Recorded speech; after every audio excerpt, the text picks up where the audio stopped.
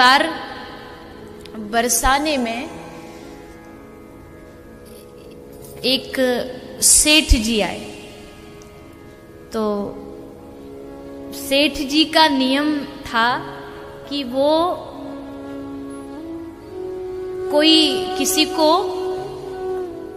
संत महापुरुष को भोजन प्रसाद खिलाकर के भोजन करते थे, अर्थात जब तक वो किसी को भोजन ना करा दे वो स्वयं भी भोजन नहीं करते थे। तो बरसाने में उनके साथ उनके कुछ सेवक भी आए थे। उनको कहा भैया कोई साधु बाबा को बुला के लाओ, हम उनके चरण धोएंगे और भोजन प्रसाद पवाएंगे, फिर हम पाएंगे। तो चले गए सेवक ढूंढने, पर आज राधा रानी की ऐसी माया, ऐसी लीला की राधा रानी ने कि आज कोई संत मिला ही नहीं बरसाने में, जबकि बरसाना तो संतों से भरा रहता है। सब संत बरसाने में लाडली जी के चरणों में पड़े रहते, पर आज एक भी नहीं मिला। तो द्वारपालों ने, जो दूत थे, सेवक थे, उनने सोचा कि अगर खाली हाथ लौट गए, कोई साथ लेके नहीं गए, तो सेठ जी बिना संत को खिलाए भोजन नहीं करेंगे, और सेठ जी कोई भोजन नहीं मिलेगा तो फिर हमें भी भूखा रहना पड़ेगा। तो क्या करें? तो बोले एक भिखारी सड़क पे खड़ा खड़ा भीख मांग रहा था, राधा रानी की जो महल है उसका जो मंदिर, उसकी सिंडियों में बैठ के। तो सेवकों ने कहा एक काम करेगा, तुझे हम पैसा देंगे। बोले क्या करना है? बोले कुछ नहीं, तुझे संत बनना है। उसने कहा संत बनना है? मैं तो संत नहीं। बोले संत बनने में बाहर से क्या लगता है, बस कपड़े ही तो संत जैसे बनाने, दिल हो संत जैसा चलना हो, स्वरूप ऐसा बना ले, बढ़िया चंदन लगा ले, धोती पहन ले, कुर्ता पहन ले, 2-4 माला लटका ले, और हम कह देंगे कि ये बरसाने के सबसे सिद्ध बाबा जी। तो लेके उनको वो सेठ जी के पास ले आए। सेठ जी ने प्रणाम किया, अच्छा महाराज जी आए, हाथ जोड़े, प्रणाम किए, बिठा दिया, प्रभु बैठिए, भोजन लाइए, थाली लाइए, थाली आई सामने रखी, भोजन करने लगे। जैसे भोजन किया उसने, तो सेठ जी ने कहा रुको, ठहरो, कौन हो तुम? तो उसको पहले से ही वहां से ये सेवक जो समझा के लाए थे कि तू कुछ बोलना मत, हम कह देंगे ये मौनी बाबा हैं, ये बोलते नहीं है, क्योंकि बोलेंगे तो तेरी भाषा से पता चल जाएगा कि तू कोई संतवंत नहीं। तो कहा ये तो महाराज बोलेंगे कुछ नहीं, ये मौनी बाबा है। बोले ये बाबा हो ही नहीं सकता। बोले कैसे? बोले इसने आया, थाली को देखते ही ना तो इसने ठाकुर जी को समर्पित किया, ना भोग लगाया, ना हाथ जोड़ा, ना तुलसी को स्पर्श किया, और सीधा भोजन करने लगा। ये संत का लक्षण नहीं हो सकता। संत ऐसे थोड़ी भोजन आया टूट पड़ो, पहले भगवान को समर्पित करता है फिर ग्रहण करता है। ये संत नहीं। भगाओ इसे यहां से, भगा दिया, उसको भोजन नहीं कराया।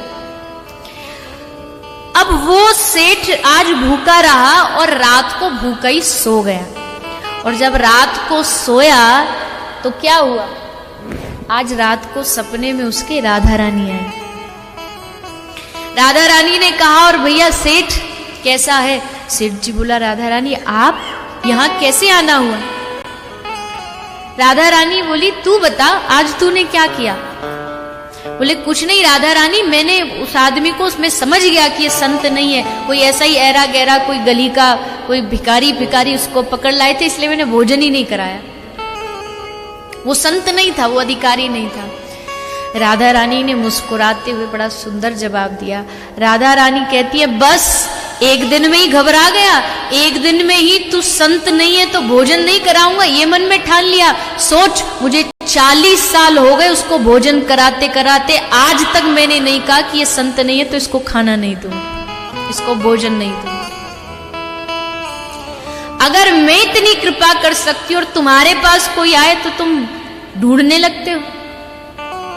इस बात से सिद्ध हो सकता है कि वो राधा रानी कितनी करुणामयी है, कितनी कृपा बरसाती है। कोई हिसाब किताब बताइए, आज तक आपसे कोई हिसाब लिया? आपने कितनी जिंदगी में सांसें आपको प्राप्त हुई? कभी आपको इनका हिसाब मिला?